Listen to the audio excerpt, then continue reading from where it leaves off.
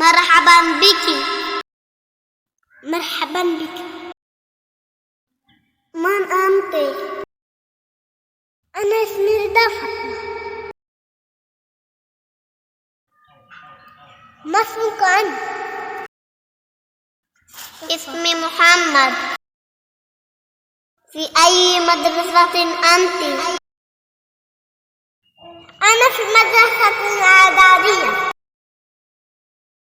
في أي صف أنت؟ أنا في الصف الأول. وداعا. مع